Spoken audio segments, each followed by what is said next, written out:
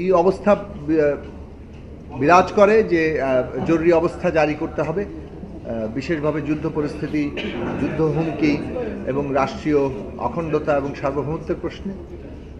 সেক্ষেত্রে বিরোধী দলের নেতার, সংসদের বিরোধী দলের নেতার এবং প্রধানমন্ত্রীর সম্মতি সাপেক্ষে, ক্যাবিনেটের সম্মতি সাপেক্ষে, পুরো মন্ত্রিসভা এবং বিরোধী দলীয় নেতার সম্মতি সাপেক্ষে রাষ্ট্রপতি জরুরি অবস্থা জারি করতে পারবেন।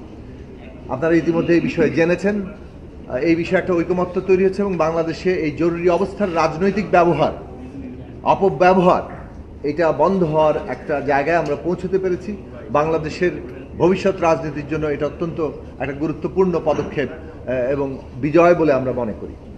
দ্বিতীয় জায়গা হচ্ছে প্রধান বিচারপতি নিয়োগ। দীর্ঘদিন ধরে আমরা বাংলাদেশে বিচার বিভাগের পৃথকীকরণ এবং তার স্বাধীনতা নিয়ে আন্দোলন করে যাচ্ছি এবং সেই ক্ষেত্রে বিচারক নিয়োগের নীতিমালা, বিচার বিভাগের অধীনে একটা স্বতন্ত্র সেক্রেটারিয়েট কিংবা সচিবালয় এবং প্রধান বিচারপতি নিয়োগের যে প্রসঙ্গ, এই সব বিষয়ে নানাভাবে যে আলাপ আলোচনা হয়েছে, ঐকমত্যের সবগুলো জায়গা ছিল।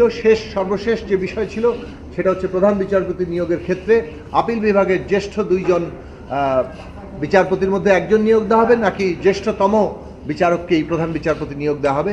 সে বিষয়ে আজকে যে সিদ্ধান্ত হয়েছে যে সাধারণভাবে জ্যেষ্ঠতম ব্যক্তি আপিল বিভাগের, তিনিই প্রধান বিচারপতি হিসেবে নিয়োগ পাবেন।